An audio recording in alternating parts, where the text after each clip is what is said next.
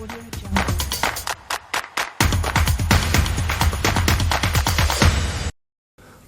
эсрэг хүчирхийллийг тасан зогсооход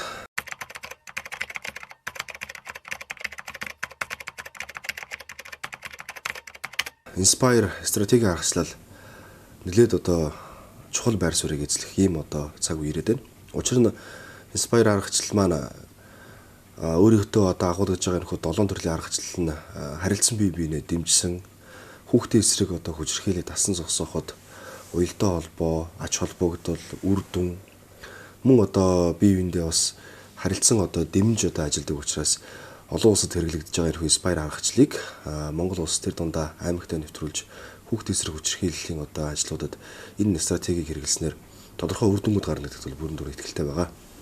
За хүүхдийн эсрэг хүчирхийллийг тасан зогсоох.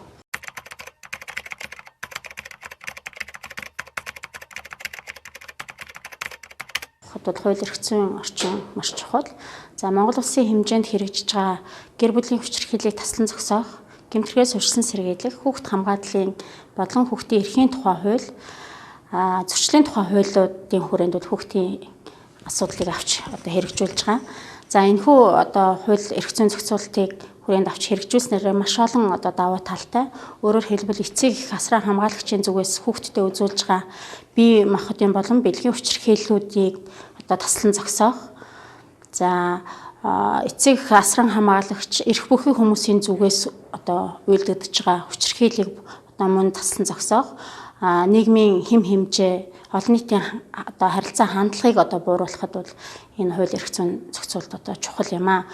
За хүүхд хамгаалал хүүхдийн эрхийн тухай хуулийн хэрэгжилт буюу хүүхдийн эрх хамгааллын асуудал дан ганц хуулиар хүлээсэн албан тушаалтнуудын үүрэг оролцоо чухал биш. Иргэн бүрийн үүрэг оролцоо чухал юм а. Тиймээс эцэг эхчүүд, олон нийт та бүхэн хүүхдийн эсрэг хүчирхийллийг таслан зогсооход хамтдаа хичээцгээе. За энэ үнд зүйлийн хэмжээний тухайд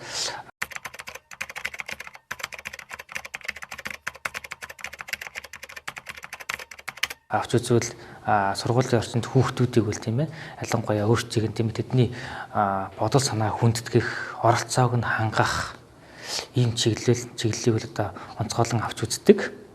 За үнэт зүйл хэмжээтэй холбоотой яригддаг нэг зүйл нь юу гэхээр гендрийн хэвшмэл ойлголтын талаар авч үздэг.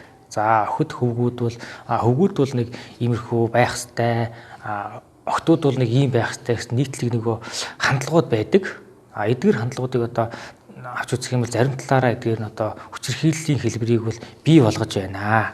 Тийм болохоор үүнийг бол хязгаарлах хэмжээ хэрэгтэй, зохицуулт хэрэгтэй гэж үздэг ийм чиглэл байгаа. За энэ Inspire аргачлалын хүрээнд бол энэ хэмжээ үнд зүйлийг хэрэгжүүлснээр ямар даваа талтай вэ гэхээр за ер нь бол хүүхдийн эсрэг хүчирхийлэл байх ёстой гэж зарим талаараа үздэг тийм нийтлэг ойлголт хандлага байна. Эдгээрийг бол бууруулах ач тустай. За хоёрдугаарт нэг гендрийн талаар тийм ээ гендрийн үүднээс наваад нэртэй эмэгтэй хүмүүсийн байр суурь, нийгэмд эзлэх байр суурь тийм ээ тэр ажлын үргийн хуваарлтын талаар тийм ээ тэгш хуваарлтын талаар онцгойлон авч үздэг. За мөн гэр бүлийн хүрээнд, гэр бүлийн орчинд хүүхдийн бие махбодын сэтгэл санааны бусад төрлийн хүчирхийлэл төртгөөс урьдчилан сэргийлдэг ийм даваа талтайгаараа энэхүү үнд зүйл хэмжээний стратеги нь бол онцлогтой гэж би үзэж байна. Хүүхдийн эсрэг хүчирхийллийг эслэх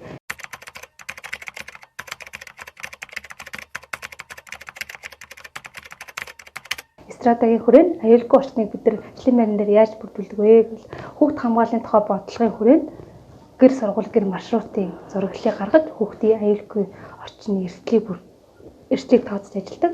Мөн хүүхд хамгааллын бодлогын хүрээнд багш ажилтны албан хаагчтай хүүхд хамгааллын батламжтай гарын өсөж сурулж хүүхд хамгааллын зөвлөмж мэдээлэл нөлөөллийн үйл ажиллагаа хийж явдаг.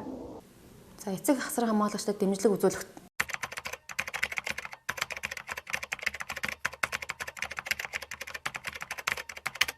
стратегийн хүрээнд бол нэгдүгээрт сургуулийн бодлохоор үлгэр жишээ шилдэг эцэг эхийг шалгаруулдаг байгаа. За үүгээр дамжуулж бусад эцэг эхэд үлгэр жишээ эцэг эхийг алдаршуулах. За ингээд бусад эцэгүүд маань бас хүүхдтэйгээ хэрхэн ажиллах, цаашаа дараагийн шилдэг үлгэр жишээ эцэг эх болохын тулд бас эерэг нөлөөллийг бий болгож байгаа. За хоёрдугаарт бол сургуулийн эцэг эхийн зөвлөгөөнийг хичээлийн шинжилт бүрийн эхэнд бол зохион байгуулдаг. За энэ зөвлөгөөнөр бол нийт эцэг эхэд хүүхд хүмүүжүүлэх эерэг арга болоод хууль эрх зүйн талаарх мэдээлэл, за мөн одоо хүүхдтэй хэрхэн ажиллах, хэрхэн өсгөж хүмүүжүүлэх талаарх мэдээллүүдийг бол хүргэдэг байгаа. За гуравдугаарт бол ангийн эцэг эхийн хурлаар дамжуулж сургуулийн сэтгэл зүйч болоод нийгмийн ажилтан хамтран эцэг эхэд бас тодорхой зөвлөмжүүдийг өгдөг. За үүн дотор бол мөн одоо хүүхэд хамгаал, хүүхдийн эсрэг хүч хэрхээлийн талаарх мэдээлэл, хууль эрх зүйн заалтууд, за мөн хүүхдээ хэрхэн хүмүүжүүлэх, хүүхдээ хэрхэн ажиллах, анги удирдсан багштай хэрхэн хамтрах талаарх ийм одоо зөвлөмжүүдийг өгдөг байгаа. За орлого эдийн засгийг бэхжүүлэх стратегийн хүрээнд бол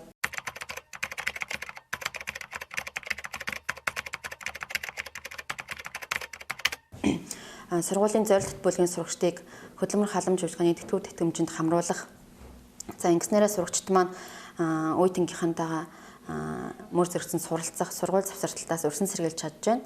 За мөн одоо хоёрдугаарт бол харьяа багийнхаа иргэдийн хурлын төлөөлөгч нартай хамтарч зорилттой бүлгийнхаа сурагчдад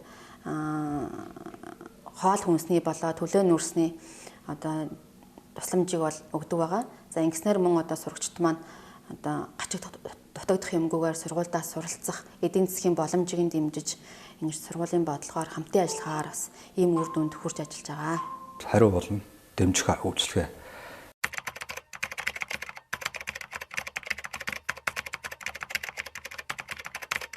Стратеги нь бол үндсэн зорилго нь бол хүүхдийн урт хугацааны хор хөршлийг багасгахын тулд одоо хүчирхээлийн талаар мэдээлэх болон эрүүл мэнд, нийгмийн халамж, хууль эрх зүйн одоо чанартай тусламж үйлчлэгийг одоо бүх хэрэгцээтэй хүүхдэд хүртээмжтэй болгон сайжруулах юм зорилготой байгаа.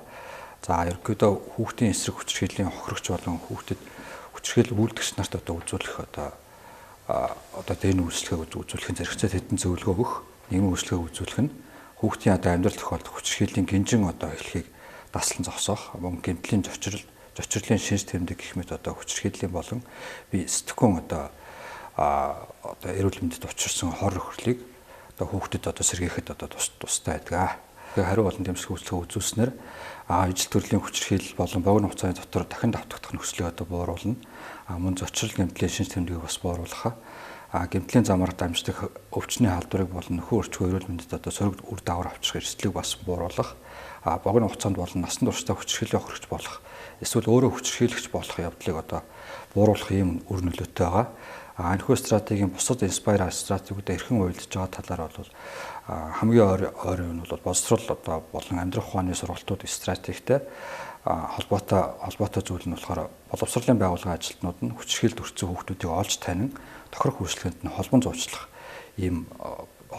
байгаа. Мөн одоо аюулгүй орчин стратегт инспайр стратегтэй холбогдож байгаа зүйл нь болохоор эрүүл мэндийн төв, цагдаагийн газар, шүүх цагдаагийн танхимд одоо хүүхдэд ээлтэй тусгаалсан зориулсан одоо орчныг одоо бүрдүүлчих одоо явдал юм аа. Боловсрол амьдрах ухааны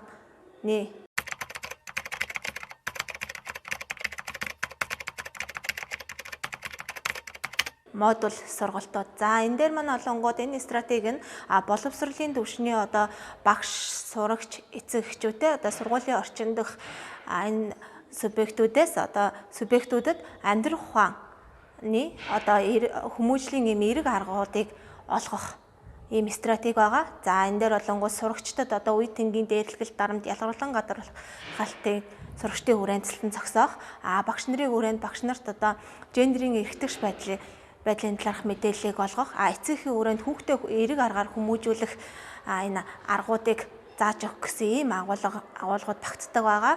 За ингээд сургуулийн түвшинд энэ стратегийг хэрэгжүүлэхэд багш, эцэг эх, сурагчид хамтдаа боловсрол амьдрах ухааны одоо энэ модуль сургалтуудыг хэрэгжүүлцгээе гэж уриалж байна. Хүүхдийн эсрэг хүчирхийллийг эцэслэх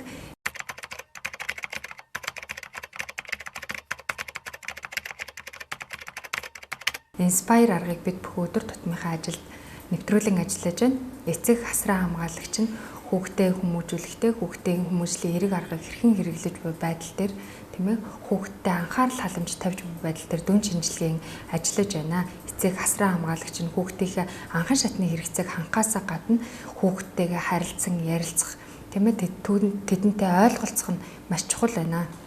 За баг хорооны нийгмийн ажиллагааны хувьд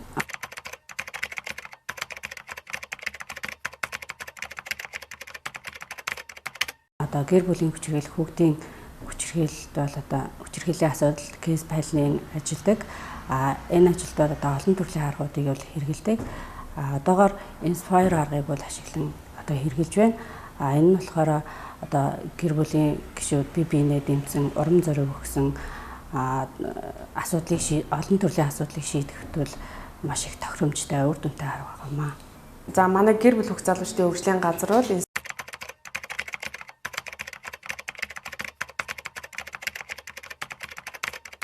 Inspire стратеги одоо энэ стратегийг үйл ажиллагаандаа бол хэрэгжүүлэн ажилладаг байсан. Энэ сургалтанд хамрагдсанаар цаашид хүүхдийн эсрэг хүчирхийллийг одоо бууруулахад сум баг аймгийн түвшинд одоо энэ стратегийг үйл ажиллагаандаа тогтмол хэрэгжүүлэн ажиллах нь бол чухал гэж үзэж байна. Энэхүү аргачлал маань өөрөө